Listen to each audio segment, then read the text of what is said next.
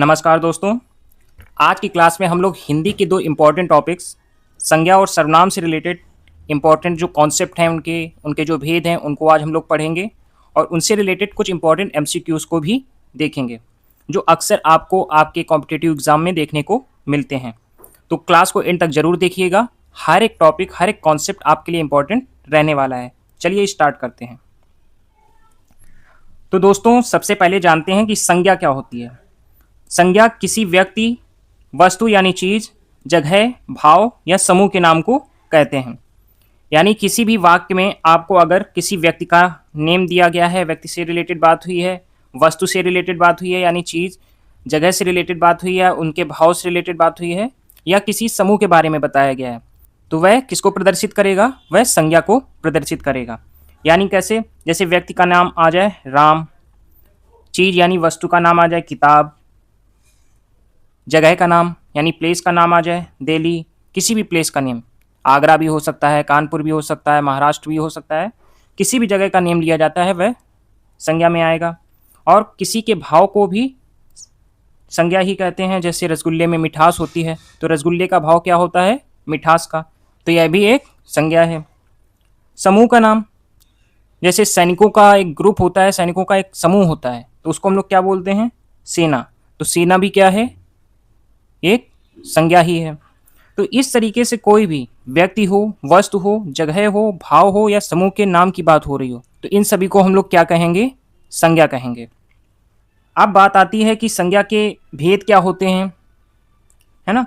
तो संज्ञा के मुख्य जो प्रकार होते हैं वह तीन होते हैं। मुख्य रूप से जो प्रकार होते हैं तीन होते हैं। कौन कौन से? तो व्यक्तिवाचक, जातिवाचक और भाववाचक। अब इनके भेद कितने होते हैं, भेद के बारे में जान लेते हैं। पहला है व्यक्तिवाचक संज्ञा। आखिर व्यक्तिवाचक संज्ञा क्या होता है? संज्ञा तो आपने पढ़ा कि किसी व्यक्ति, वस्तु, स्थान, प्राणी के भाव के और समूह के नाम को हम लोग संज्ञा कहेंगे।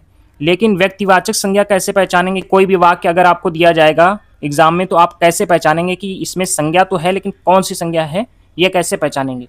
तो इसको डिटेल रूप में आइए समझ लेते हैं।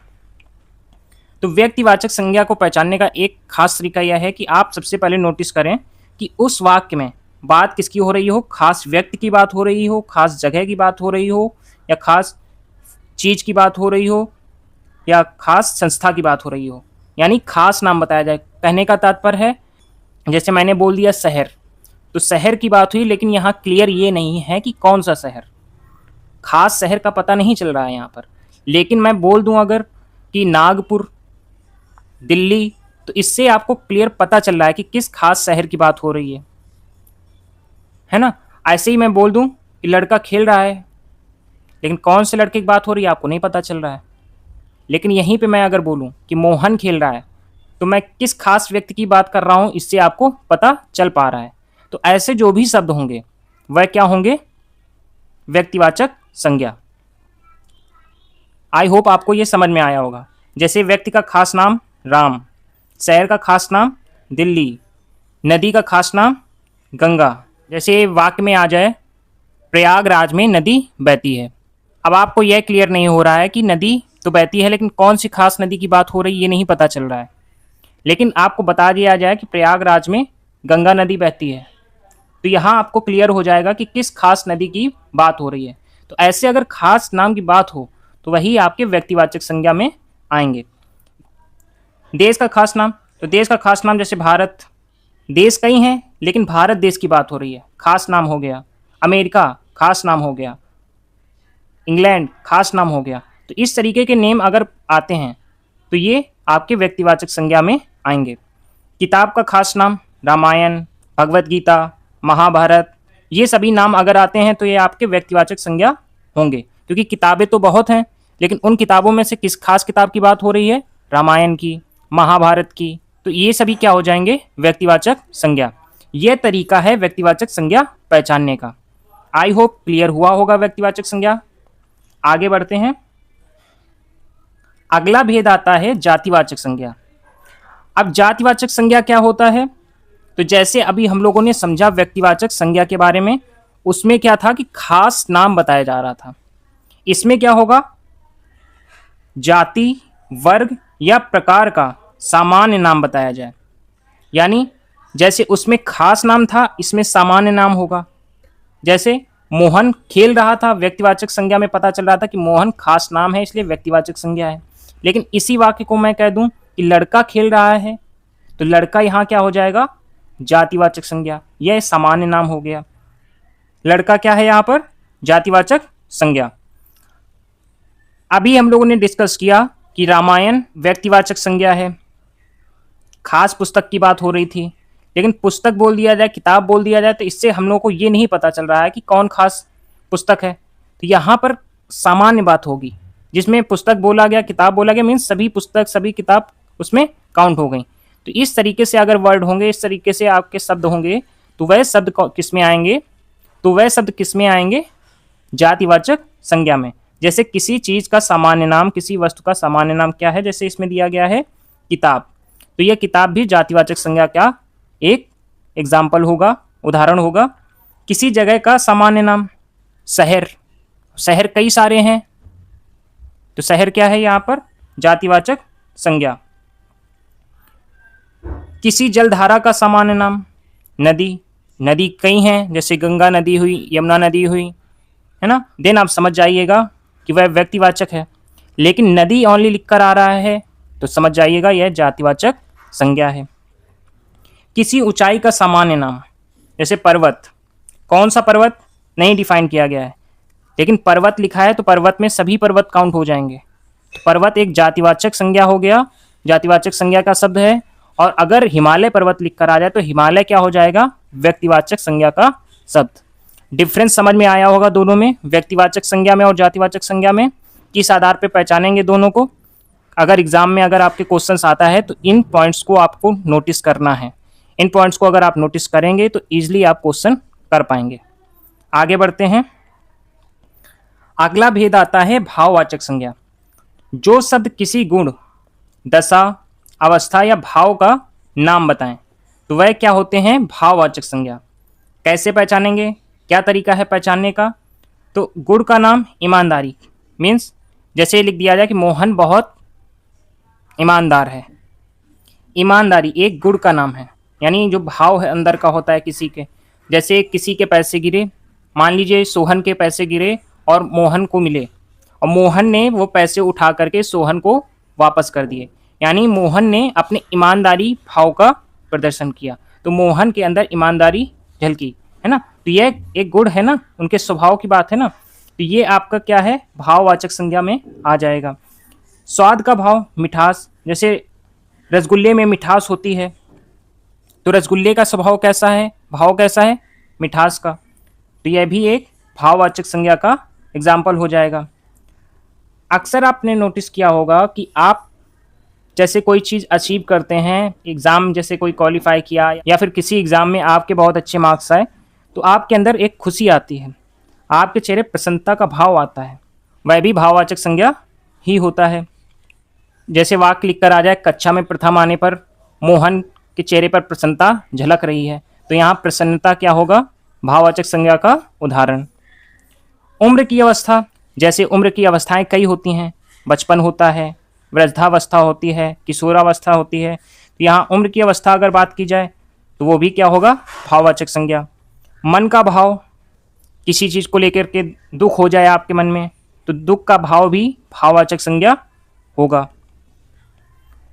आई होप क्लियर हुआ होगा। आगे बढ़ते हैं। अब बात करते हैं समूहवाचक संज्ञा के बारे में। समूहवाचक संज्ञा आखिर क्या होता है, इंग्लिश में भी इसको आप पढ़ते हैं नाउन के पार्ट्स में, जिसको कलेक्टिव नाउन हम लोग बोलते हैं। तो समूहवाचक संज्ञा क्या होता है, जो शब्द एक साथ कई व्यक्तियों यानी ग्रुप को, जीवों, चीज़ों के समूह का नाम बताएं, इन सभी के ग्रुप्स के बारे में बताएं, उन्हें हम लोग क्या कहेंगे, समूहवाचक संज्ञा। क्या कहेंगे, समूहवाचक संज्ञा। जैसे सैनिकों का समूह होगा तो उसे सेना कहा जाएगा, लोगों का समूह होगा यानी पब्लिक होगी तो भीड़ कहा जाएगा, विद्यार्थियों का समूह होगा तो क्या कहेंगे, वर्ग कहेंगे, पक्षियों का समूह होगा तो झुंड कहेंगे। जैसे हम लोग बोलते हैं ना कि पक्षियों का झुंड जा रहा है ना, तो झुंड क्या होगा, समूहवाचक संज्ञा। साथ चलने वालों का समूह क्या होता है, टोली। तो इस तरीके जो भी वर्ड्स होंगे आपको वाक्य में अगर देखने को मिल रहे हैं, तो समझ जाइए वह समूहवाचक संज्ञा का उदाहरण है। आगे बढ़ते हैं। द्रव्यवाचक संज्ञा। द्रव और द्रव्य में अंतर होता है। द्रव होता है लिक्विड और द्रव्य होता है मैटर यानी कोई पदार्थ। तो यहाँ हम लोग पदार्थ से रिलेट करेंगे। द्रव्यवाचक है, द्रव नहीं है। थोड़ा अच्छे से इसको माइंड में फीड कर लीजिए। तो जो शब्द किसी पदार्थ, धातु या द्रव्य का नाम बताएं उन्हें हम लोग क्या कहते हैं? द्रव्यवाचक संज्ञा। अब जैसे पानी, दूध, सोना, चांदी, लोहा, ये सभी क्या हैं? मैटर हैं, धातु हैं, है ना। तो ये पदार्थ के श्रेणी में आते हैं कि नहीं आते? इन सभी को हम लोग क्या कहेंगे? द्रव्यवाचक संज्ञा। जैसे पानी को हम लोग क्या कहते हैं? जल कहते हैं। तो उसका एक आप कोट फेमस सुने होंगे, जल ही जीवन है। तो जल यहाँ क्या है? एक पदार्थ है। तो जल क्या हो जाएगा? द्रव्यवाचक संज्ञा, है ना। पानी हम लोगों के लिए बहुत जरूरी है कि नहीं? तो पानी क्या है? द्रव्यवाचक संज्ञा। दूध हमें पीना चाहिए, दूध क्या है? द्रव्यवाचक संज्ञा। सोना भी एक तरह का पदार्थ है, यह भी है द्रव्यवाचक संज्ञा। तो आई होप आप समझ रहे होंगे। तो द्रव्यवाचक संज्ञा क्या होगा? यह किसी पदार्थ, धातु या द्रव्य का नाम बताएगा, तो उससे हम लोग द्रव्यवाचक संज्ञा कहेंगे। तो आई होप आपको अब क्लियर हुआ होगा कि संज्ञा क्या होता है, उसके भेद क्या होते हैं, किस तरीके से प्रश्न पूछे जा सकते हैं। अब हम लोग डिस्कस करेंगे कुछ एमसीक्यूज के बारे में। आपके कितने प्रश्न सही हुए उसको कमेंट आप जरूर करिएगा। आगे बढ़ते हैं दोस्तों। प्रश्न करने से पहले कुछ ट्रिक है जो आपको एग्जाम में काम आएगी, उसको भी देख लेते हैं शॉर्ट में। तो व्यक्तिवाचक कैसे आप पहचानेंगे? किसी खास नाम की बात हो, चाहे खास नदी हो, चाहे खास व्यक्ति हो, चाहे खास जगह हो, बात हो, तो समझ जाइएगा व्यक्तिवाचक संज्ञा की बात हो रही है। किसी सामान्य नाम को देखो तो समझ जाना वहां पर जातिवाचक संज्ञा की बात हो रही है। किसी गुण या भाव को देखो, जैसे रसगुल्ले में मिठास है तो मिठास एक भाव है, तो वह वहां पर, तो उस जगह आप समझ जाइएगा भाववाचक संज्ञा की बात हो रही है। किसी समूह की बात हो तो समूहवाचक संज्ञा, और किसी पदार्थ की बात हो तो द्रव्यवाचक संज्ञा। तो सबसे पहले आप नाम पहचानो, फिर प्रकार आपको बताना है। ये ट्रिक है, अच्छे से आप इसको माइंड में फीड कर लीजिएगा कि व्यक्तिवाचक क्या है, पहचानने की ट्रिक क्या है इसकी। खास नाम दिखे समझ जाइए व्यक्तिवाचक। सामान्य नाम दिखे जैसे लड़का तो लड़का समान है ना। और इसी तरीके से शहर सामान्य है क्योंकि शहर कई हैं। अगर कोई ऐसा वर्ड वाक्य में दिख रहा है जिसको रीड करने पे आपको ये लगे कि ये तो एक नहीं है कई हैं, समझ जाइएगा जातिवाचक है वो। जैसे शहर, शहर एक नहीं है कई हैं। देश एक नहीं है कई हैं। तो देश वर्ड, शहर जो वर्ड है, शब्द है, ये क्या है? जातिवाचक संज्ञा। भाववाचक क्या होगा? किसी भी वस्तु के बारे में, किसी भी पर्सन के बारे में, व्यक्ति के बारे में उसके भाव को दर्शाएगा, तो भाववाचक संज्ञा होगा। जैसे ईमानदारी एक भाव हुआ, गुण हुआ, तो यह भी भाववाचक संज्ञा में आ जाएगा। समूहवाचक समूह को दर्शाएगा, ग्रुप को दर्शाएगा। द्रव्यवाचक किसी पदार्थ को दर्शाएगा। समझ में आया होगा आई होप। अब बढ़ते हैं प्रश्नों की ओर। पहला प्रश्न है, राम शब्द कौन सी संज्ञा है? तो दोस्तों हमने अभी ट्रिक समझी कि खास नाम की बात हो तो वहां पर क्या होगा? व्यक्तिवाचक संज्ञा। तो व्यक्तिवाचक संज्ञा इसका आंसर हो जाएगा। क्लियर? अगले प्रश्न की ओर बढ़ते हैं। लड़का शब्द कौन सी संज्ञा है? लड़का सामान्य नाम, एक तो होते नहीं कई होते हैं अलग अलग नाम के, तो यह सामान्य नाम है। सामान्य नाम जब होता है तो वह कौन सी संज्ञा होती है? वह होती है जातिवाचक संज्ञा। तो इसका आंसर क्या हो जाएगा? जातिवाचक संज्ञा। आगे बढ़ते हैं। मिठास। मिठास किस प्रकार की संज्ञा है? रसगुल्ले में मिठास होती है, उसका भाव जैसे दर्शाया जा रहा है, तो यह क्या है? भाववाचक। भाव दर्शाया गया ना रसगुल्ले का, तो यह संज्ञा है भाववाचक संज्ञा। आगे बढ़ते हैं। आप सभी लोग इसके आंसर्स दीजिएगा कमेंट बॉक्स में। अगला प्रश्न है, सेना किस प्रकार की संज्ञा है? सेना किसी समूह को दर्शा रहा है। सैनिकों का जो समूह होता है वो सेना होती है। सैनिकों का जो समूह होता है उसे हम लोग सेना कहते हैं। तो सेना एक समूह को दर्शा रहा है, तो समूहवाचक संज्ञा इसका राइट आंसर होगा। सोना शब्द कौन सी संज्ञा है? सोना क्या है? मैटर है, द्रव्य है, द्रव्य यानी पदार्थ। तो जब द्रव्य होता है, द्रव्य यानी द्रव्यवाचक, तो यह इसका राइट आंसर हो जाएगा द्रव्यवाचक संज्ञा। आइए जानते हैं आप सर्वनाम के बारे में। तो सर्वनाम क्या होता है? जो शब्द संज्ञा की जगह आता है उसे सर्वनाम कहते हैं। संज्ञा की जगह पे आने का तात्पर्य क्या है? कि संज्ञा की प्लेस पर यानी संज्ञा की जगह पर यूज किया जाए, उपयोग किया जाए। जैसे मोहन खेल रहा है, अब मोहन संज्ञा है, तो मोहन को रिप्लेस करके वहां पर लिख दिया जाए एक वर्ड जिसे कहेंगे वह, कि वह खेल रहा है, तो वह यहां पर सर्वनाम हुआ। तो सर्वनाम का तात्पर्य यही है कि जो शब्द संज्ञा की जगह आता है उसे हम लोग सर्वनाम कहते हैं। जैसे राम की जगह वह, सीता की जगह वह, बच्चों की जगह वह। कैसे? सीता बाजार गई, तो सीता की जगह वह यूज किया हम लोगों ने कि वह बाजार गई। तो संज्ञा, सीता शब्द संज्ञा था, संज्ञा की प्लेस पे हम लोगों ने वह यूज किया। तो संज्ञा के स्थान पे ही जिनको हम लोग प्रयोग करेंगे उन्हीं को हम लोग सर्वनाम कहेंगे। बच्चे मैदान में खेल रहे हैं, बच्चे के लिए हम लोगों ने प्रयोग किया शब्द वे, कि वे खेल रहे हैं, वे मैदान में खेल रहे हैं। तो वे शब्द क्या हो गया? सर्वनाम का। यानी कि यह संज्ञा की जगह प्रयोग हो रहे हैं तो उन्हें हम लोग सर्वनाम कहेंगे। यही सर्वनाम होता है, संज्ञा के जगह पर जिन शब्दों को हम लोग प्रयोग करते हैं उन्हें हम लोग सर्वनाम कहते हैं। आगे बढ़ते हैं। सर्वनाम क्यों जरूरी है उसको समझ लेते हैं। तो अक्सर आप लोग स्टोरी रीड करते होंगे, कहानी रीड करते होंगे, तो उसमें आप लोग नोटिस करते होंगे कि अगर किसी राजा के बारे में बात हुई या फिर कोई ऐसी स्टोरी है जिसमें दर्शाया गया है किसी लड़के के बारे में, तो उससे स्टार्टिंग में आपको नेम बताया जाता है कि हाँ इसका नाम श्रेयस है, इसका नाम करण है, इस तरीके से।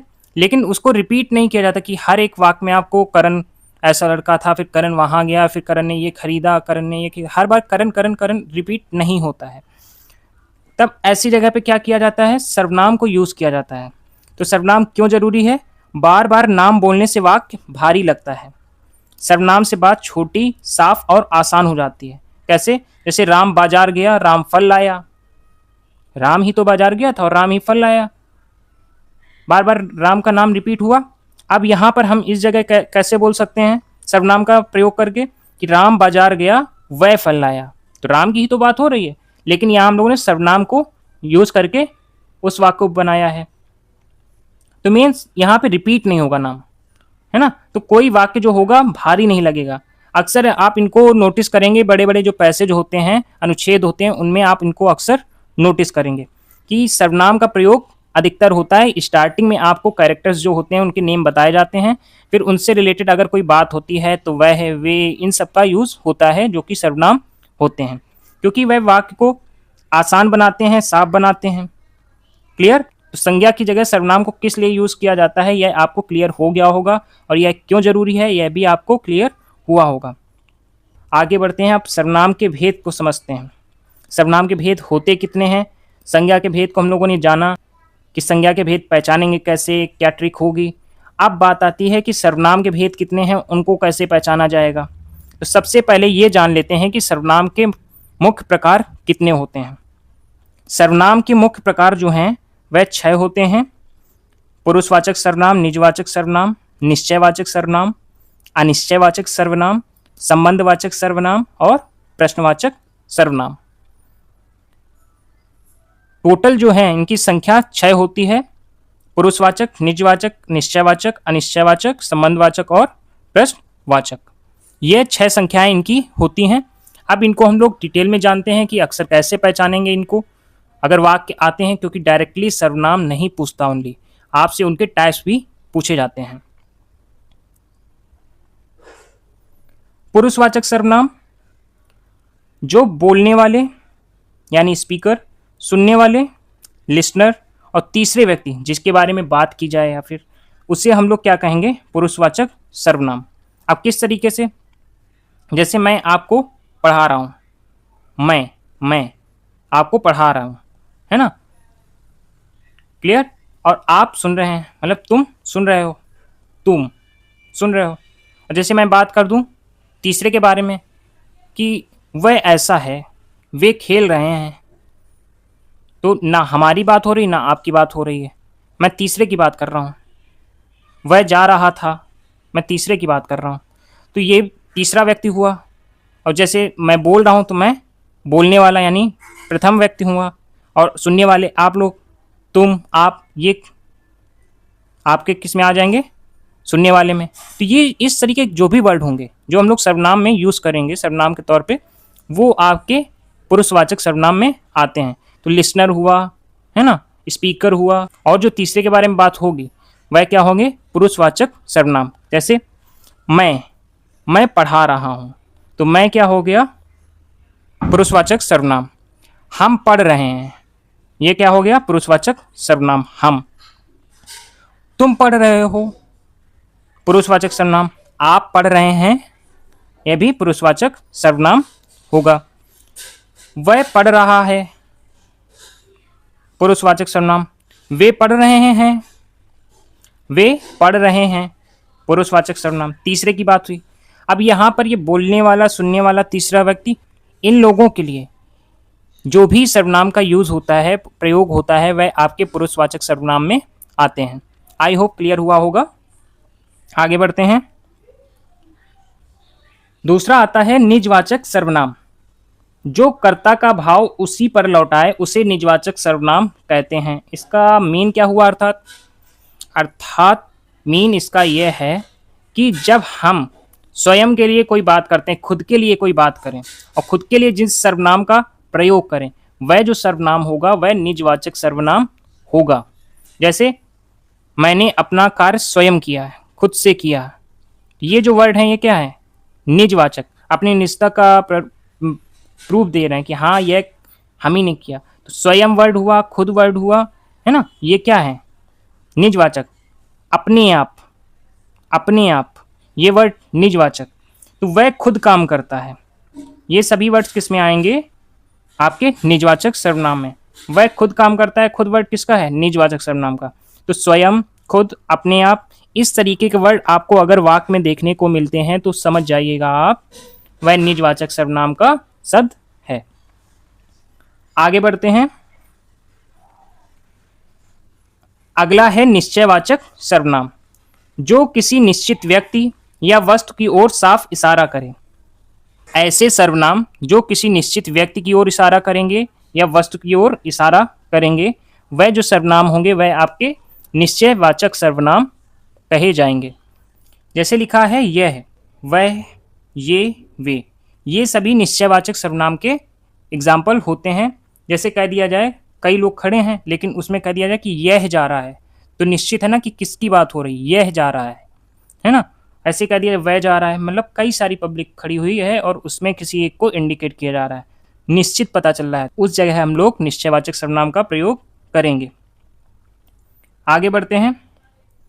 अनिश्चयवाचक सर्वनाम। जो किसी अनिश्चित व्यक्ति, वस्तु का बोध कराए उसे हम लोग क्या कहेंगे, अनिश्चयवाचक सर्वनाम। जैसे कोई, कुछ, किसी। एग्जाम्पल जैसे दिया गया है, कोई दरवाजे पर है, लेकिन यहाँ यह निश्चित नहीं है कि कौन है और यह संज्ञा के स्थान पर प्रयोग हुआ है, तो इसे हम लोग अनिश्चयवाचक सर्वनाम कहेंगे। ऐसे ही कुछ किसी से रिलेटेड भी वाक्य आ सकते हैं, आप अच्छे से नोटिस करिएगा। अगर वह संज्ञा की प्लेस पर यूज हुआ है तो उसे हम लोग अनिश्चयवाचक सर्वनाम कहेंगे। आगे बढ़ते हैं। अगला है संबंधवाचक सर्वनाम। जो दो बातों को जोड़कर संबंध बताए उसे हम लोग संबंधवाचक सर्वनाम कहेंगे। जैसे जो मेहनत करेगा वही जीतेगा, तो यह संबंधवाचक सर्वनाम है। यह आप देख रहे होंगे दो बातों को जोड़ने का कार्य कर रहा है। इसी तरीके से जो, सो, जो बोगे सो काटोगे, तो ये वर्ड भी दो वाक्यों को जोड़ रहा है, दो बातों को जोड़ रहा है, यह भी आपके संबंधवाचक में आएंगे। इसी तरीके से जो, वह, इस तरीके से वर्ड अगर कोई रिलेट करते हुए आएंगे दो बातों को, तो समझ जाइएगा आप वहां पर संबंधवाचक सर्वनाम की बात हो रही है। आगे बढ़ते हैं। अगला है प्रश्नवाचक सर्वनाम। जो प्रश्न पूछने के लिए आए उसे प्रश्नवाचक सर्वनाम कहते हैं। अर्थात जब हम लोग कोई प्रश्न पूछें और उनमें जो वर्ड आए, जैसे तुम कौन हो, कौन हो, प्रश्न पूछ रहा हूं तो इसमें क्या शब्द आ रहा है, कौन। यह क्या है, क्या प्रश्न को दर्शा रहा है। मैं प्रश्न कर रहा हूं तो क्या शब्द जो है वह क्या दर्शा रहा है, प्रश्न को। तो क्या क्या हो जाएगा, प्रश्नवाचक सर्वनाम। यह किसने किया, किसने वर्ड क्या है, प्रश्न को दर्शा रहा है, किसने किया। तो यह प्रश्नवाचक सर्वनाम के शब्द होंगे। इन शब्दों को आपको खास तौर पे नोटिस करना है, जिन शब्द से आपको ये नोटिस हो रहा हो कि यह शब्द प्रश्न को क्रिएट कर रहे हैं, क्वेश्चन क्रिएट कर रहे हैं, तो ऐसे शब्द आपके प्रश्नवाचक सर्वनाम हो जाएंगे। जैसे आया है लेकिन कौन आया है, तो कौन जो शब्द है यह प्रश्न क्रिएट कर रहा है, तो यहाँ पे कौन शब्द प्रश्नवाचक सर्वनाम का एग्जाम्पल हो जाएगा। आगे बढ़ते हैं। अब बात आती है सर्वनाम पहचानने की ट्रिक, कैसे पहचानेंगे कि सर्वनाम क्या है। तो देखिए, सबसे पहले आपको देखना है कि नाम दोहराया तो नहीं है। अगर नाम दोहराया जा रहा है मीन्स संज्ञा रिपीट हो रही है, और अगर संज्ञा की जगह कोई शब्द यूज हुआ है, नाम की जगह कोई शब्द आया है, तो उसे हम लोग सर्वनाम कहेंगे, क्योंकि अक्सर संज्ञा की जगह सर्वनाम को ही यूज किया जाता है। जैसे किस तरीके के शब्द आएंगे, किस तरीके के, मैं, हम, तुम, वह, यह, कौन, कोई। तो समझ जाइएगा कि इस वाक्य में, इस अनुच्छेद में सर्वनाम की बात हुई है। ऐसे आप क्लियर करेंगे, कैसे शब्द पहचानेंगे, आई होप समझ में आपको आ रहा होगा। और यह मोस्टली यूज किसकी जगह होंगे, तो यह संज्ञा की जगह यूज होंगे। उन्हीं को हम लोग क्योंकि सर्वनाम भी कहते हैं, जो संज्ञा की प्लेस पर यूज किए जाते हैं, उपयोग में लाए जाते हैं। तो यह है सर्वनाम पहचानने की ट्रिक। अगर एग्जाम में क्वेश्चंस आते हैं तो आपको मोस्टली ये चीज़ें याद रखनी है कि नाम की जगह आया शब्द अक्सर सर्वनाम होता है, और किस तरीके के शब्द सर्वनाम में आते हैं। इसमें प्रश्नवाचक भी होता है, निजवाचक भी होता है। इनको आप एक बार फिर से रिपीट कर लेंगे जिससे आपके माइंड में फीड हो जाए। अब बढ़ते हैं, इनसे रिलेटेड जो क्वेश्चंस जिस तरीके से पूछे जाते हैं उनको देख लेते हैं, और उसी आधार पर क्वेश्चन एग्जाम में भी आपसे पूछे जाएंगे। मेन होता है कि आप लोग पहचान जाएं कि कैसे पहचानना है एग्जाम में, कैसे टाइप्स को पहचाना जाए। उनके सर्वनाम पहचानना आसान होता है, लेकिन उनके जो भेद होते हैं उनको पहचानना मेन समझना होता है। तो ये चीज़ें आप अगर अच्छे से क्लियर कर लेंगे तो एग्जाम में आपको कोई भी प्रॉब्लम नहीं होने वाली है संज्ञा और सर्वनाम में। अब इनसे रिलेटेड क्वेश्चंस देख लेते हैं। क्वेश्चन से पहले थोड़ा अंतर समझ लेते हैं कि संज्ञा जो है और सर्वनाम जो है, इनमें क्या अंतर बेसिक होता है। संज्ञा जो होगी वह नाम को दर्शाएगी, और सर्वनाम उसी की जगह यूज होगा, यानी नाम की जगह प्रयोग किया जाएगा। जैसे उदाहरण आप समझ सकते हैं, राम स्कूल गया, वह खुश था, है ना। अब मैं यहीं रिपीट कर देता कि राम स्कूल गया, राम खुश था, तो यह थोड़ा वाक्य भारी लग रहा था, मीन्स थोड़ा आपको अलग तरह का लग रहा था। और यहीं पे जब सर्वनाम का यूज हो गया राम की जगह यानी संज्ञा की जगह, तो वही वाक्य साफ लगने लगा, हल्का लगने लगा कि राम स्कूल गया, वह खुश था। अर्थ तो चेंज नहीं हो रहा है, अर्थ तो सेम निकल रहा है। बस ये चीज़ें आपको नोटिस करनी है, बेसिक से डिफरेंस होते हैं। यहाँ राम संज्ञा है और वह सर्वनाम है, यही बेसिक सा डिफरेंस है। तो आप ये नोटिस रखिएगा, अच्छे से क्लियर रखिएगा कि इनको हम लोग, सर्वनाम को हम लोग प्रयोग करते हैं संज्ञा की जगह। आगे बढ़ते हैं। अब इनके जो टाइप्स होते हैं सर्वनाम के, उनको एक बार हम लोग अच्छे से रिपीट कर लेते हैं। मैं, हम वर्ड आपको दिखे समझ जाएगा पुरुषवाचक सर्वनाम है। अपना, स्वयं मतलब खुद के लिए बात की जाए जिन वाक्यों में, समझ जाना वो निजवाचक सर्वनाम है। उसमें अगर वर्ड आपको दिखते हैं अपना, स्वयं, तो यह निजवाचक होगा। यह, वह, तो निश्चयवाचक सर्वनाम। कोई, कुछ, अनिश्चितवाचक यानी अनिश्चयवाचक सर्वनाम। कोई की, क्योंकि वाक्य में आपको निश्चित नहीं दर्शाया जा रहा कि किसकी बात हो रही, क्या बात हो रही। कौन, क्या, प्रश्न को क्रिएट कर रहे हैं, तो यह प्रश्नवाचक सर्वनाम होंगे। जब कोई दो बातों को जोड़े शब्द, समझ जाइएगा संबंधवाचक होंगे। जो, सो, जिसका, उसका, इस तरीके से वर्ड अगर होंगे तो आप समझ जाइएगा ये संबंधवाचक सर्वनाम होगा। आगे बढ़ते हैं। पहला प्रश्न है, राम ने कहा कि मैं कल आऊँगा। मैं कल आऊँगा, अभी हम लोगों ने डिस्कस किया था एक, जब सर्वनाम का टाइप पढ़ रहे थे तो उसमें डिस्कस किया था, जिसमें हम लोगों ने स्पीकर, लिसनर और जो थर्ड पर्सन था यानी तीसरा व्यक्ति, उसके बारे में जाना था।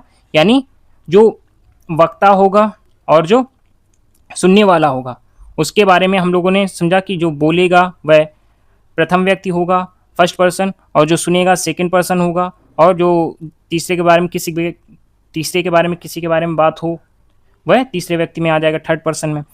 तो इसमें आप नोटिस कर रहे होंगे कि राम ने कहा कि मैं कल आऊँगा, तो मतलब प्रथम व्यक्ति है।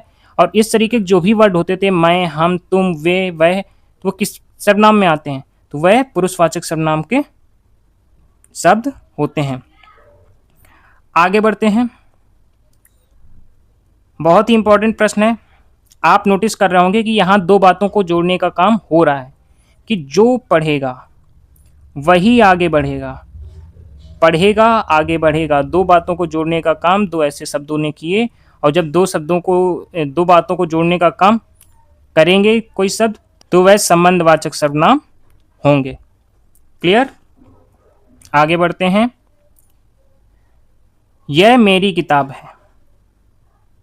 किताब कई सारी हैं, लेकिन मैंने निश्चित कर दिया, निश्चय बता दिया कि यह किताब मेरी है। एक तरफ इशारा करके मैंने बता दी कि यह पुस्तक मेरी है, यह किताब मेरी है ना? तो निश्चयवाचक सर्वनाम, यह यहाँ पे क्या हो जाएगा? निश्चयवाचक सर्वनाम। कौन आया है? यहाँ कौन क्या है? यहाँ प्रश्न हो रहा है कि कौन आया है, क्या हो जाएगा? प्रश्नवाचक सर्वनाम। देखिए कभी कभी क्या होता है, अनिश्चयवाचक सर्वनाम और प्रश्नवाचक सर्वनाम में अक्सर लोगों को कन्फ्यूजन थोड़ी बहुत हो जाती है। जिनको कॉन्सेप्ट क्लियर होता है उनको कन्फ्यूजन नहीं होती, लेकिन किसी किसी को अक्सर कन्फ्यूजन होती है कि दरवाजे पर कोई है ना? ये प्रश्न नहीं होता, ये सस्पेंस क्रिएट कर रहा है कि है कोई, लेकिन कौन है, इस तरीके का माइंड में सेंस लाता है। आपको निश्चित नहीं है कि कौन है। तो इस तरीके का अगर आएंगे प्रश्न शब्द आएंगे वाक्य में, तो समझिएगा वो अनिश्चयवाचक सर्वनाम है। लेकिन अगर आप प्रश्न कर रहे हैं कि कौन आया है, तो प्रश्न हो रहा है ये, तो यहाँ पर आपको वाक्य में क्वेश्चन मार्क भी दिखेगा। इससे भी इजीली आप पहचान सकते हैं। जो अनिश्चयवाचक सर्वनाम होंगे उसमें आपको क्वेश्चन मार्क देखने को नहीं मिलेगा। तो इसमें कौन आया है वाक्य है, उसमें आपसे पूछा गया है कि कौन शब्द जो है वह कौन सा सर्वनाम है, तो प्रश्नवाचक सर्वनाम हो जाएगा इसका राइट आंसर। आगे बढ़ते हैं। कोई दरवाजे पर खड़ा है, तो यह कोई प्रश्न नहीं किया जा रहा है, यह माइंड में सस्पेंस है कि कौन है, मतलब अनिश्चित है, आप क्लियर नहीं बता पा रहे हैं कि कौन खड़ा है। तो यहाँ पे जो कोई शब्द है वह अनिश्चितवाचक सर्वनाम होगा। मैं स्वयं काम कर लूँगा। मैं स्वयं, यहाँ पे जो स्वयं वर्ड है वह खुद के लिए बात हो रही ना, तो मैं स्वयं काम कर लूँगा यानी निजवाचक सर्वनाम।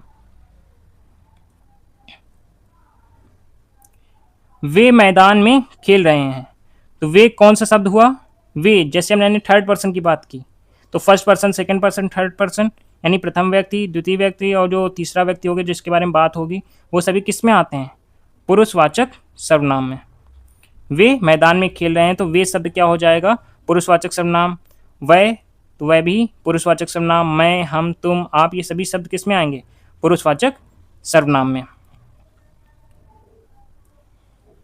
तो दोस्तों ये थी आज की क्लास जिसमें हम लोगों ने संज्ञा और सर्वनाम के बारे में जाना। मैं आशा करता हूं कि आपको दोनों ही टॉपिक अच्छे से क्लियर हुए होंगे। कैसे आपको वाक्यों में संज्ञा और सर्वनाम पहचानना है यह भी क्लियर हुआ होगा, कैसे भेद पहचानना है यह भी क्लियर हुआ होगा। अगर क्लियर नहीं हुआ है तो आप रिपीट करके क्लास देख सकते हैं, और जो मैंने क्वेश्चंस कराए उसके आंसर्स आप कमेंट में ज़रूर दीजिएगा। क्लास आपको कैसी लगी उसका फीडबैक ज़रूर दीजिएगा, और अगर वीडियो पसंद आया हो तो वीडियो को लाइक करिएगा, दोस्तों के साथ शेयर करिएगा, और चैनल को सब्सक्राइब करना मत भूलिएगा। जल्द ही लेकर आएंगे एक नया टॉपिक, ऐसे ही कॉन्सेप्ट क्लियर होंगे। तो जल्दी मिलते हैं एक नए टॉपिक के साथ, तब तक के लिए टाटा बाय बाय, जय हिंद।